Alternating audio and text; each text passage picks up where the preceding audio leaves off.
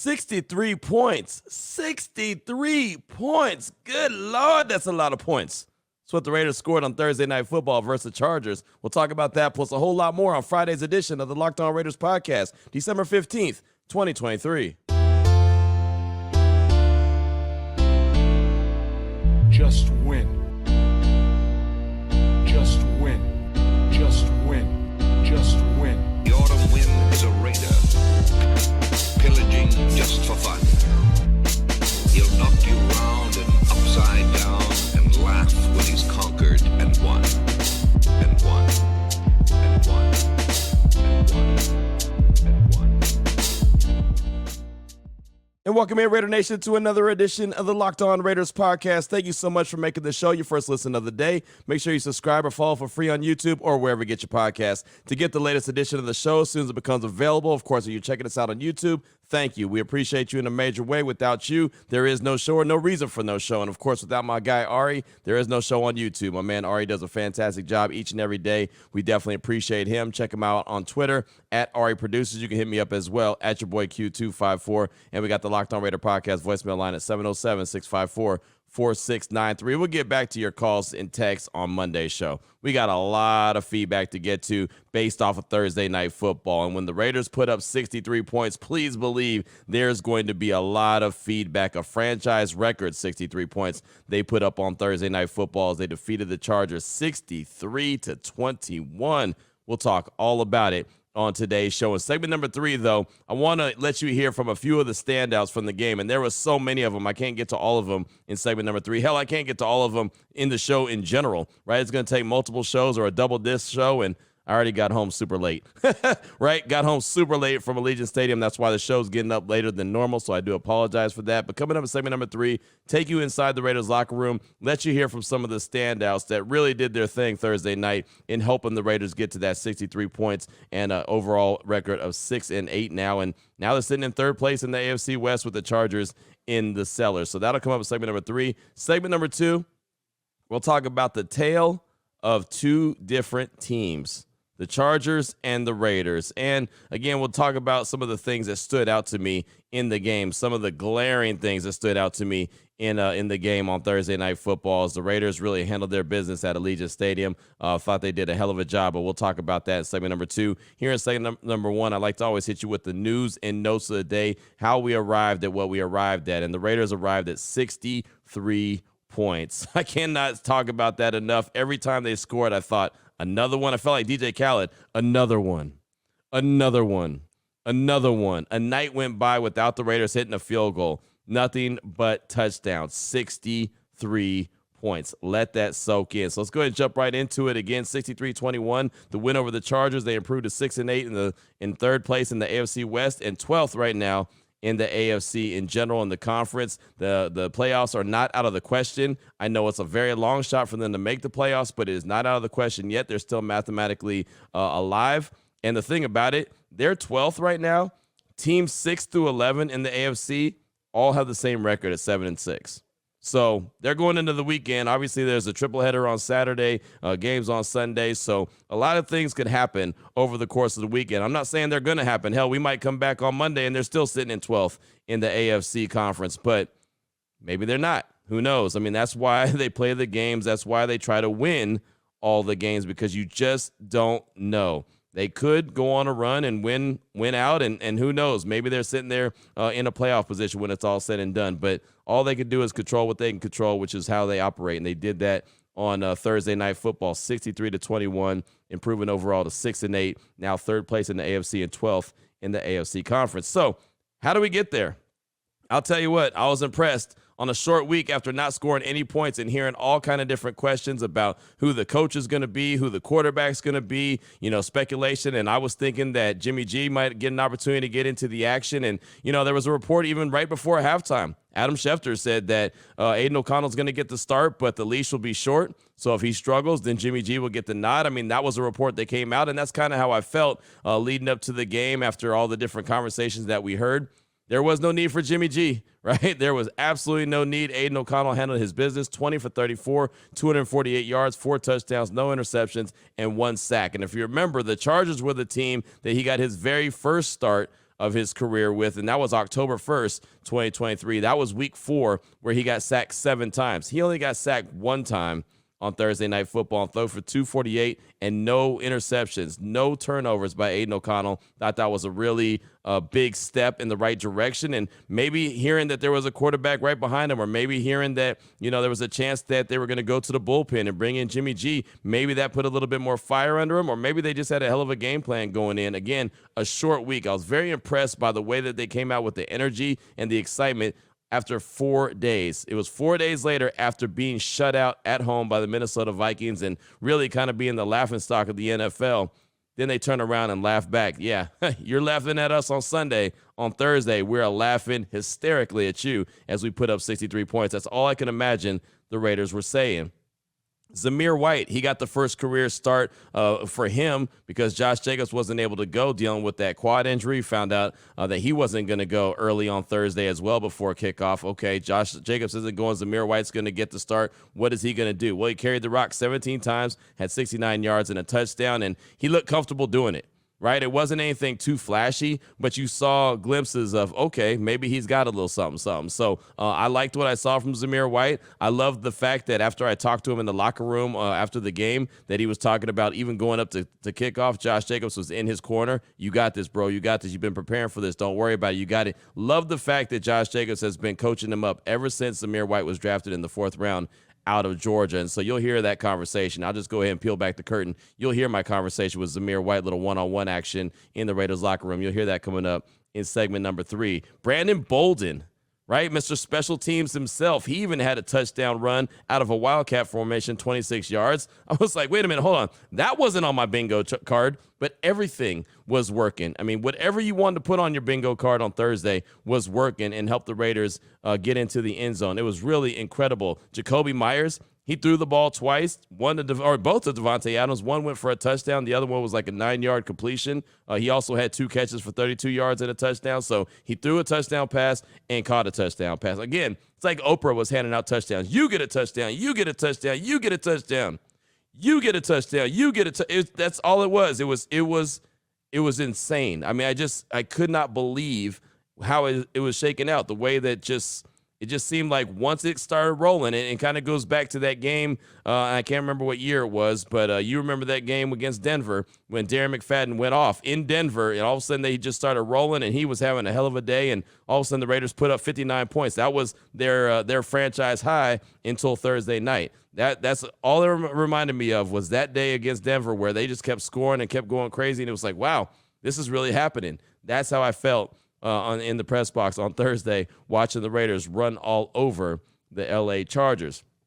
Devontae Adams had his first 100-yard game in a while, 8 catches, 101 yards, and a touchdown, and that touchdown pass came from, again, Jacoby Myers. So that was a little bit of the receiving and passing and rushing.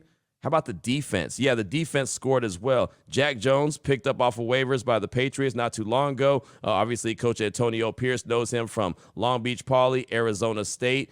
He was, like I said, with the Patriots organization. They waived him. The Raiders picked him up, and he's getting an opportunity to play. Marcus Peters gets released because, well, lack of effort. Jack Jones goes in and gets a lot of burn last Sunday against the Vikings. Almost came up with an interception. He comes up with a hell of an interception, read the screenplay perfectly, jumped the gap and looked like he overran the play, but reached back and caught it and took it to the house. That was a nice little pick six. And then the big man, John Jenkins, from the interior of the defensive line, gets a scoop and score off of a Malcolm Kuntz strip sack. Scoop and score for John Jenkins. He goes 44 yards to the house. I mean, again, any way, anyhow to score a touchdown, the Raiders did it. Multiple touchdowns defensively? Are you kidding me? That's the first time since week 8 of 2006 versus the Pittsburgh Steelers, the Raiders scored 2 defensive touchdowns in a single game. Think about that. I mean, I'll say it a little slower so you hear it again. The first time since week 8 of 2006 versus Steelers that the Raiders have scored 2 defensive touchdowns in a single game. That was Jack Jones and John Jenkins. They made that happen. That's a lot of J's, right? Jack Jones, John Jenkins. JJ. There you go. I just realized that as I was reading that. I was like, wait, hold on. That's a whole lot of J's. And if you threw Josh Jacobs in there, which you wouldn't because he didn't play, there was another JJ right there. But, yeah, Jack Jones and John Jenkins, they take it to the house for the Raiders, getting some defense. And I'll tell you, the defense set the tone. They caused 3 fumbles early Ultimately, they had 5 takeaways, and get this, 5 touchdowns off 5 takeaways, 35 points off turnovers. How many times do they get a turnover and I say, yeah, but they didn't do anything with it, right? They got an interception, gave it right back. Caused the fumble, gave it right back. They got 5 takeaways and 5 touchdowns off of that. Very stinking impressive. And not to mention, got to the quarterback multiple times. Had 4 sacks? 4 sacks on the day. I mean, they were just getting after the quarterback. Malcolm Kuntz had multiple sacks, multiple strip sacks. I mean, just a hell of a day for Kuntz. It was all around. Again, the defense was just very impressive. And look, I know that they were going up against Easton Stick. I know they weren't going up against Justin Herbert, but you play who you play. And this has been the year of the backup across the NFL. So whoever's out there is out there. Look, the Raiders are on their backup quarterback as well. Aiden O'Connell didn't start the season. It was Jimmy G. And then it went to Aiden O'Connell. Then it went to Brian Hoyer. And then it went back to Jimmy G. Then it went back to Aiden O'Connell, right? I mean, they've gone through and rotated so many different guys. Like, I don't feel bad for whoever was out there. So that was pretty impressive.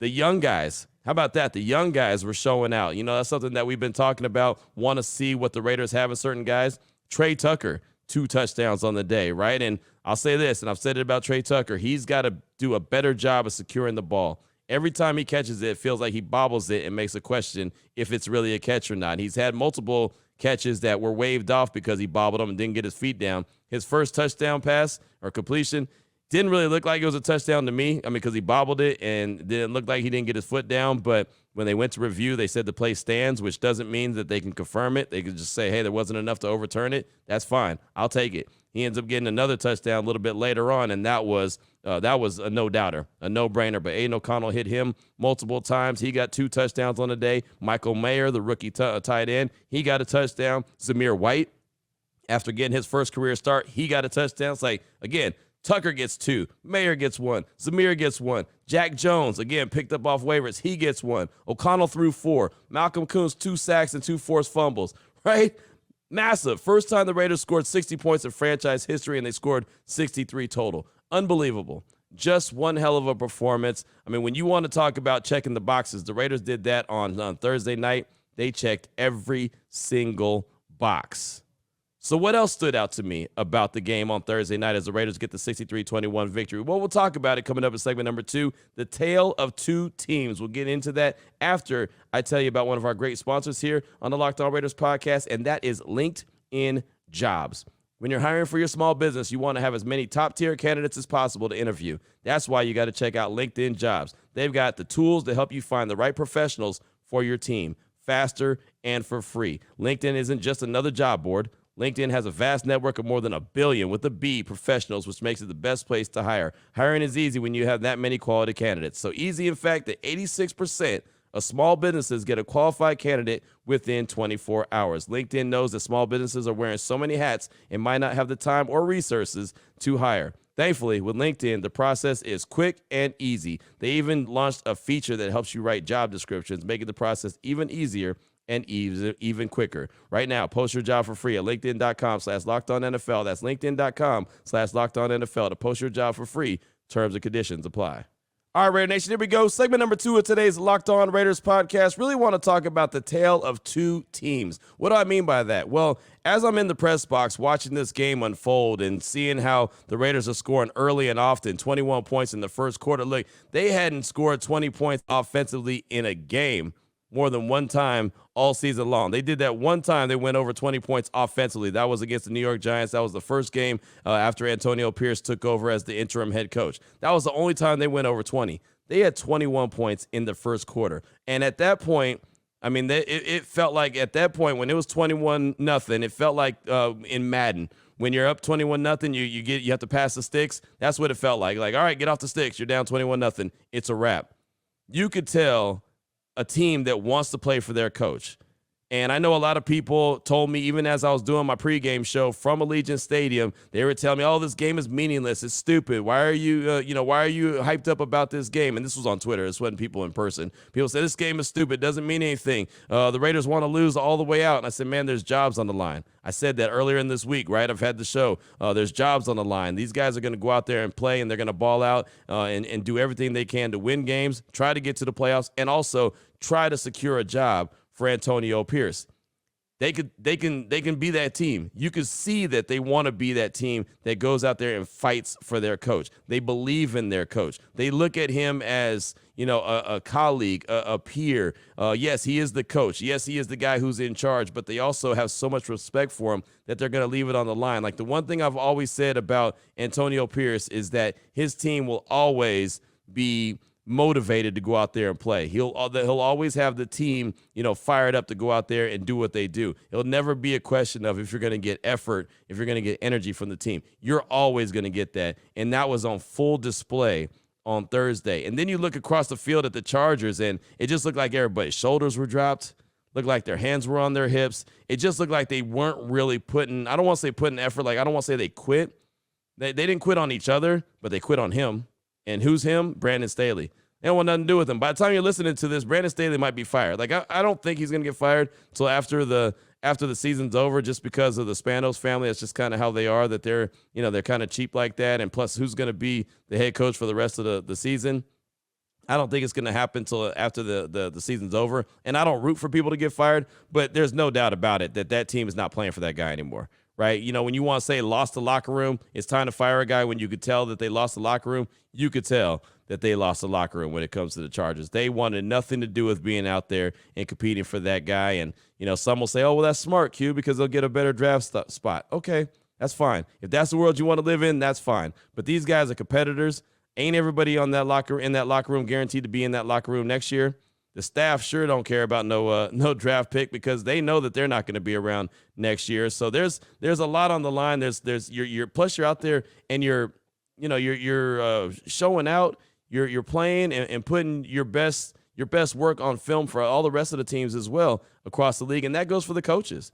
Like Kellen Moore, right? I mean, he was a hotshot coordinator when the Chargers hired him. Coming out of Dallas, is like, oh man, Kellen Moore, and I even thought that he's going to be a head coach sooner rather than later.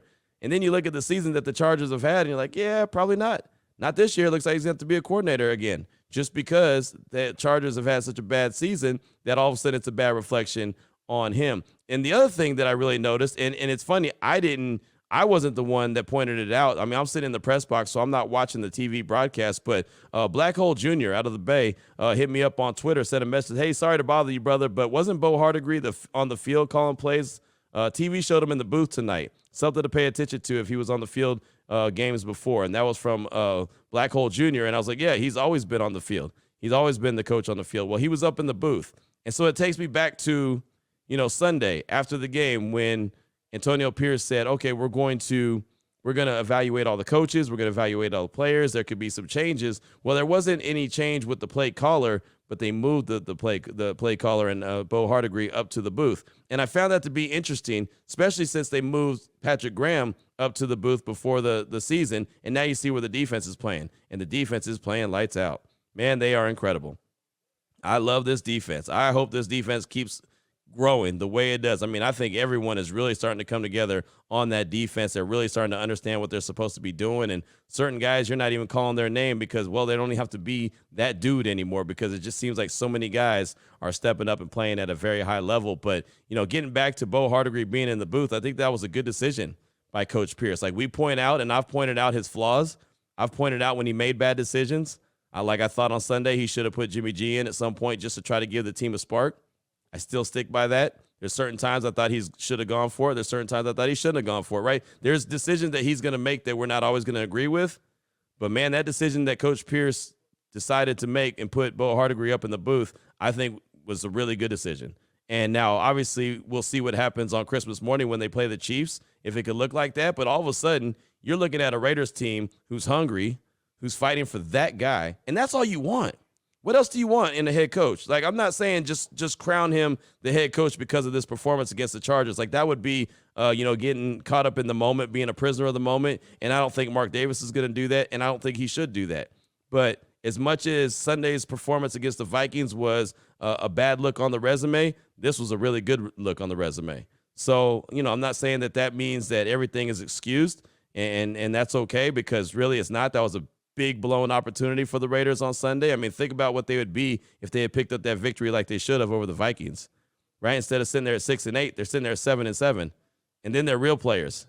Then they're really playing in the playoffs, right? I mean, so then all bets are off. But again, they let that one get away. They made things way more difficult on themselves, and now they've got to climb themselves out. And now, they're off until they have a matchup with the Kansas City Chiefs, and that'll come up on Christmas morning. So in Arrowhead. So that'll be interesting to see how they're able to, battle back. Hopefully some guys get healthy and get prepared for that game. And, maybe some of these young guys that stepped up in the game on Thursday can step up in this one as well. But just looking at, this team and looking at the way that they go out there and perform. And again, even Aiden O'Connell, I want to give him a lot of props. I came into the show on Monday and said, hey, what's proven on Sunday was that Aiden O'Connell's not the guy. And I fully believe that, the Raiders should definitely make a deep dive into the draft and go get a real dynamic quarterback. But man, I'll tell you what, you want to talk about a guy fighting for his job. And when people tell me that these jobs don't matter, you think Aiden O'Connell thinks that? He went and balled out, man. 20 for 34, 248 yards, 4 TDs, no picks. Only had 1 sack on the day. Yeah, I think everyone knows how much these jobs mean and how much these games do mean, regardless of what the fan base wants them to do, and that's lose and gain a draft spot. As we've all seen, it don't matter where the Raiders draft; it don't guarantee that they're going to get that stud player, right? The jury's still out on Tyree Wilson, who was drafted number 7 overall, and he is looking better, right? The last couple games, I thought he's done a really good job. Seems like he's getting better as the season goes along, as he's getting his feet under him. He's getting better. Malcolm Kuntz, I really am excited by Malcolm Kuntz because his rookie year played pretty well. And then it just seems like he kind of either was in the doghouse, just wasn't able to pick things up. Now all of a sudden he's coming along. You're thinking, all right, this dude's got something, and he's fast, man. You want to talk about a dude that's fast off the edge? You can have Crosby on one side and Kuntz on the other and Tyree in the middle where he's been actually playing really well lately. You might have something, right? All of a sudden you might turn around and say, man, that Tyree Wilson guy is a really good player, especially as a good compliment to these guys on the outside. So I like what I'm seeing. I really do. But clearly, man, I mean, there are so many storylines. This is another conversation we were having in the press box, and I'm kind of all over the place with it because there's so much going on.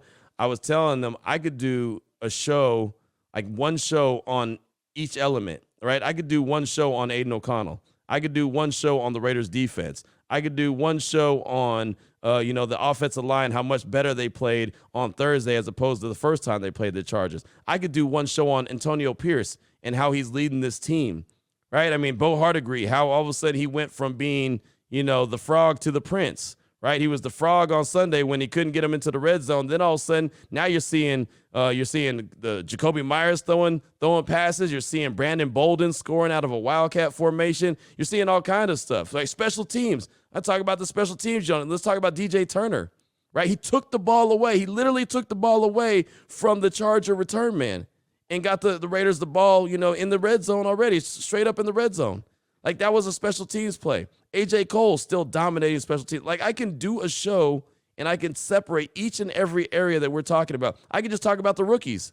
I can do one show just on rookies and what they were able to do. That's what happens when you score 63 points, especially against a division rival like the Chargers. And, oh, by the way, you do it in prime time action. So, I mean, I can go on and on and on and on. We all know the powers that be would not like that. So we have plenty to talk about. Can't wait to keep this party rolling, and we are going to keep this party rolling. Matter of fact, segment number 3, we're going to take you inside the Raiders locker room. Got an opportunity to catch up with a lot of players. It's the reason why I didn't get out of Allegiant Stadium until super late because, well, the locker room stayed open a little bit longer than normal, as you can imagine. But you'll hear from some of the big-time difference makers in the game coming up in segment number 3 after I tell you about one of our great sponsors, which is BetterHelp. And this show today is being brought to you by BetterHelp. And I like to have fun. I like to joke around. I like to be really loose. But around this time of year, sometimes it's hard to be that way, especially if maybe you're going through some things. Maybe you're having some relationship issues. Maybe you're having some job issues, some money issues. Maybe the money is tight around the holiday time and you can't figure out how you're going to figure it out, right? How you're going to get what you need to get taken care of. And then, you got to take care of the family or you got to take care of the kids or your loved one or whatever the case may be. Maybe you're trying to make a decision on, on a job, a career, or maybe you're just kind of lonely around this time of year, and that's okay. A lot of us get lonely at certain times of the year for certain different reasons, right? And it's all personal to us. So sometimes you just need someone that you can lean on, talk to, bounce some ideas off of, and know that they're not going to judge you, but they're going to listen to you. And a lot of times, therapy can help you with that. So if you've ever thought about giving therapy a try, then you should do that with BetterHelp. It's entirely online. It's designed to be convenient, flexible, and suited to your schedule. All you got to do is fill out a brief questionnaire, get matched up with a licensed therapist, and switch the therapist at any time for no additional charge. All you've got to do is hit up betterhelp.com/lockedon today to get 10% off your first month. That's betterhelp.com/lockedon. In the season of giving, give yourself what you need with BetterHelp. Here we go, Raider Nation. It's segment number 3 of today's Locked On Raiders podcast. Going to take you inside the Raiders locker room and let you hear from a couple of the difference makers. And there was plenty of difference makers on Thursday Night Football when the Raiders put up 63 points. 63 points versus the Chargers, 63-21. It's funny, before I take you inside the locker room, as we're standing outside waiting to get into the locker room, Antonio Pierce he was meeting and greeting with every single player that came to the locker room. I've never seen that as many times as I've been inside the Raiders locker room and have waited out there in the hallway for the PR people to come and open up the locker room so we can get in and start talking to some of the players. I've never seen the head coach standing by the door, shaking hands, high-fiving with every single player.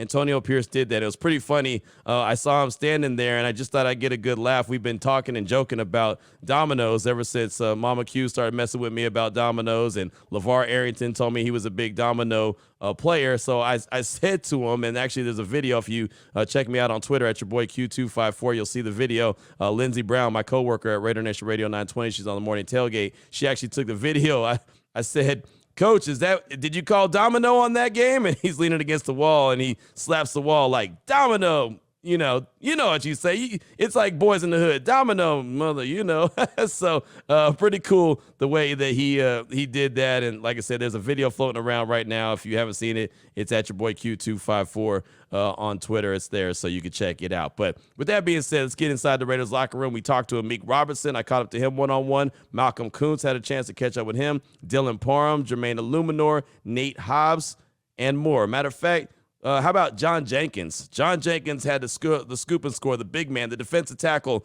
for the Silver and Black. Malcolm Kuntz had the sack. He had the strip sack, and then all of a sudden, John Jenkins picked it up and took it 44 yards to the house, and he had a convoy of blockers, including the Condor, Max Crosby. So before we get into John Jenkins in the Raiders locker room, let's go ahead and actually hear the scoop and score from John Jenkins. Got my man Jason Horowitz on the call here. Check it out. Now pressure off the edge. Hey, drill from behind. Ball is out. Coach with the shot. And big man running.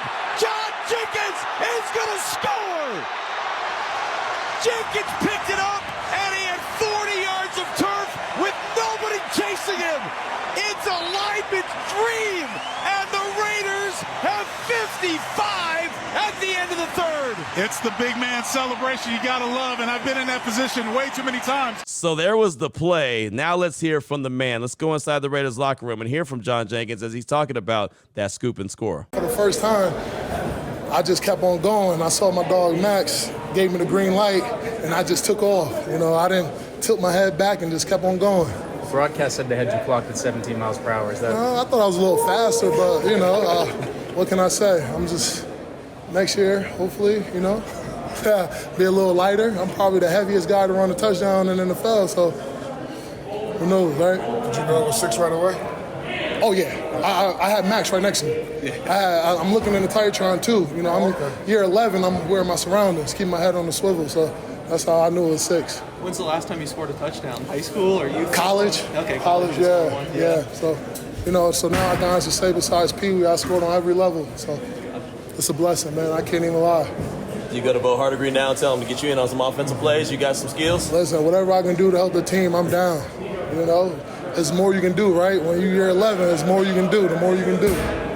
What did it feel like getting this victory, especially after coming off that loss on Sunday? I mean, it felt good, right? It's been tough. It's been an up and down situation for us, but at the end of the day, you can tell the locker room, we still enjoy one another. We still have that bond, and we still building together. So we enjoy it, man. We're just taking day by day, minute by minute, game by game. How'd you guys turn things around so quickly on a short week, being able to get it done, come out and play like Staying focused. Staying focused. You never know what's going to happen. We just come out swinging. Is it safe to say you guys playing hard for AP? Man, we playing hard for everybody, man. Whoever's in this building, we playing for them. That's how we are. Everybody can see it. No matter win or loss, we we just going out there swinging every chance we get, every opportunity we have. What does he mean to you, Coach AP? Man, Coach AP, man, he an OG, you know. He has a lot of accolades. He's successful in his league, you know, and me being in the situation I'm in, 11-year vet, you know, I'm trying to learn more. I can always learn, you know, and then I got to do my thing, help out the guys that's coming up behind me. I know you said you felt good on the touchdown because you had Max right next to you, but it looked like he was kind of looking around like, is there going to be no one for me to block? Is no one coming? Do you think someone was going to make a run? No. I didn't think so. I was looking at the screen, and at that point, I don't think they believed that it was a fumble. So I'm like, I just get to the touchdown, and then we talk about it later. Yeah. Broadcast said you hit 17 miles an hour. Yeah, I believe it, you know. But, hey, it's all good, man. Hope the next time I'll be a little faster. All right, man, I appreciate you. You know me, I'm a guy that loves defense, so I got to show the defense love, man. We're always talking about, you know, the quarterback, the running back, the wide receivers, all the guys that can score. But when the defense scores points, and they did it multiple times on Thursday, you got to show that love. So we heard from John Jenkins on his scoop and score, and it's nice to see the big man score. I thought that was pretty awesome. But he wasn't the only guy on the defensive side of things. The new guy, Jack Jones, just got picked up off of waivers from the Patriots not too long ago. He's been with the Raiders now for a handful of games, and he got into the end zone on Thursday by way of a pick six. So here's the call from Amazon, from the Prime, from Prime Video. That's what it is, right? Amazon Prime. I want to make sure I get it right. The Amazon Prime broadcast. I couldn't find. It's funny. I work at Raider Nation Radio 920. Couldn't find the radio call, but I definitely got the TV call of it. So you hear Al Michaels describing the pick six and Jack Jones. Here it is. Check it out. 2nd down and 13. Oh, baby. Unbelievable. Jack Jones. They do it again. I mean, there are bad dreams, and there are crazy bad dreams. And for the Chargers, it's been that kind of a night. This is unbelievable. It's like he was in the huddle. Look at him jumping. He reacts quicker than anybody from the offense. It's like he knew that with that motion, this is the play they run to get it to 30. And he said, not on my watch. He just stepped right in front of it, one-hands it, and walks into the end zone. So there it is right there. That was a TV broadcast call of Jack Jones' pick six. Now let's go inside the Raiders locker room and actually hear from the man that got the pick six, Jack Jones. Here he is describing what happened in that play. First of all, I want to give it off to Coach PG.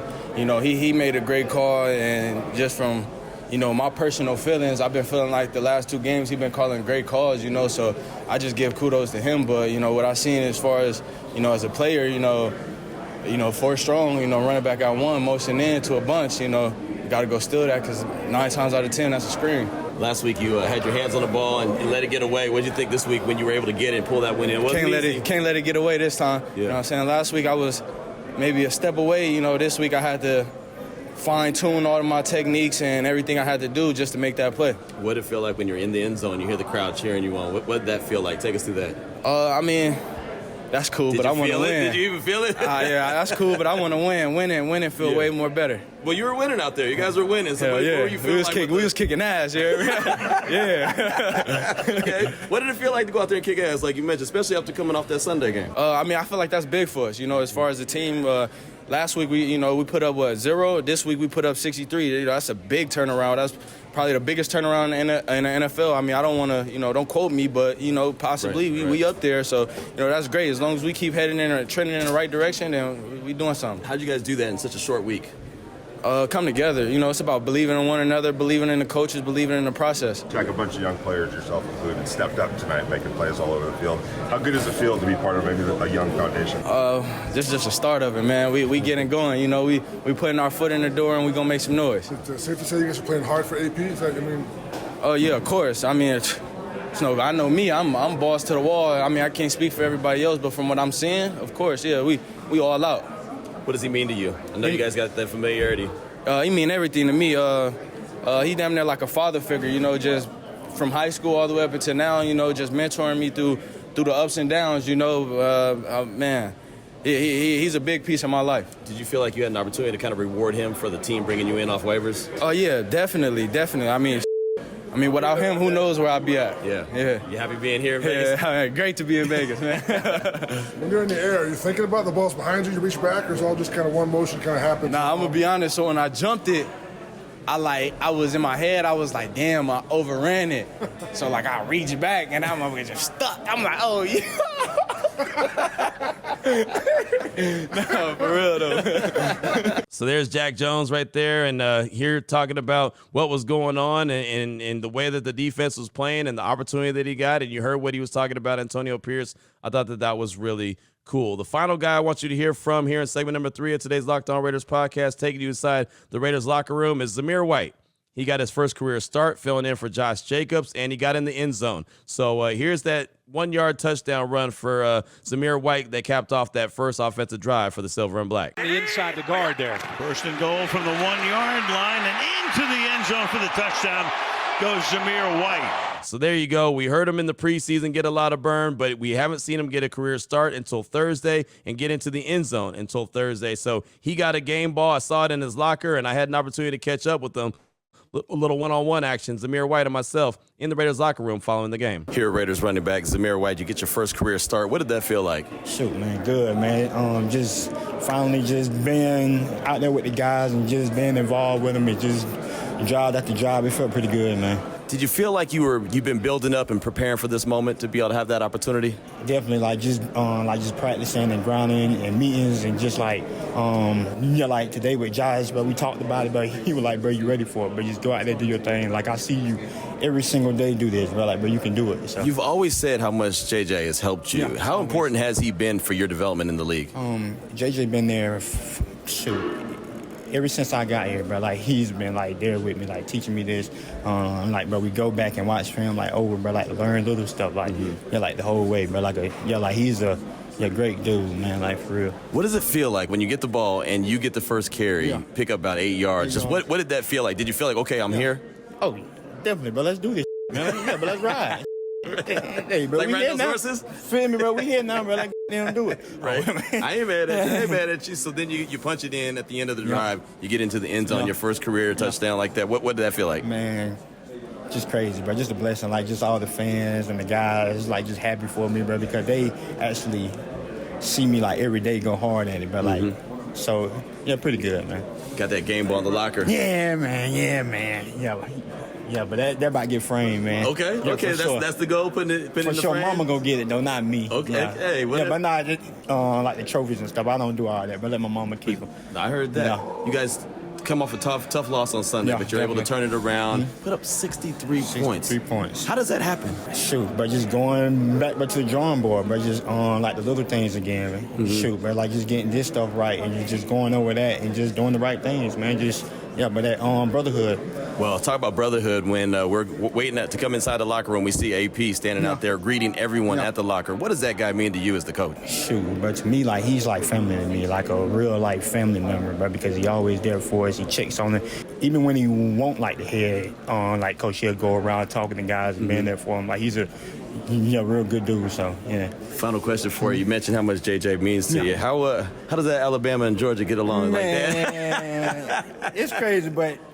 Honestly, but we don't bring it up much, bro. We don't really bring it up, bro. You got some brothers in this locker room. Right. Well, congratulations. Yes, sir. Thank you. Appreciate you, my man. So there you go. Zamir White, again, had a really good day. I thought that was quick and clutch by him filling in for Josh Jacobs and coming up money. Looked like he didn't miss a beat. It was an opportunity that he's been waiting for. And I also think it's really cool that Josh Jacobs has been coaching him up. Sometimes guys don't want to do that, knowing that they drafted a guy to literally take your place, for him to be, as close as he is to Zamir White. And that's what Zamir's told me since his rookie year. Since the first time I talked to him in the locker room, hey, Josh Jacobs has been here for me. He's got my back. And I just think that that's really cool that JJ, coached him up even before the game. And Zamir went out there and had a really good game and showed, hey, I can do this too. I could do this too. Just give me an opportunity. He's got some bursts in his legs. Obviously, he doesn't have too many carries. I mean, I think he had going into the game about 30-something career carries, and that's it. He picked up, what do you have, 17? I have it right here. Where is it? He has a 17, I believe. 17 carries for 69 yards and a touchdown on Thursday. So now he's up to, about almost 50 carries in his career, but 17 of them came on Thursday. So, again, got many more players in the locker room that I'd like for you to hear from. Meek Robinson, again, one-on-one. Malcolm Kuntz, of course, he got a couple sacks, a couple strip sacks. We want you to hear from him. Dylan Parham, Jermaine Illuminor, Nate Hobbs. But I don't have time on today's show. But it's okay, because we'll get back to calls and texts in segment number 3 coming up on Monday's show. We'll get some more locker room sound. We'll have plenty of conversation, and who knows what we'll be talking about based off what happens this weekend in some of the football action. Week 15. Week 15's gotten off to a good start for the Silver and Black. They put up 63 points as they knock off the Chargers, 63-21. Again, I apologize for getting the show up so late today. I wanted to get it up probably a couple of hours ago, but I didn't get home to Allegiant Stadium for a very, very long time. I got there around 11 o'clock in the morning Pacific time, did my show from noon to 3, and I was there all day long. So I apologize. Hopefully it's not too late that it's getting up, but man, it was worth the wait, hopefully. Right? It was a lot of fun putting it together. I'll tell you that. I'm still fired up and pumped up from the game. I think I could probably do a couple more shows, but don't tell anybody, because, well, they might try to make me do a couple more shows. Better get some sleep. So anyway, we'll be back at it on Monday, Raider Nation. Enjoy the weekend. It'll probably be a lot easier knowing that the Raiders already got that dub under their belt. We'll be back on Monday right here on the Locked On Raiders podcast. Until then, take care of yourself, take care of your family, love on your family. Most importantly, as always, just win, baby.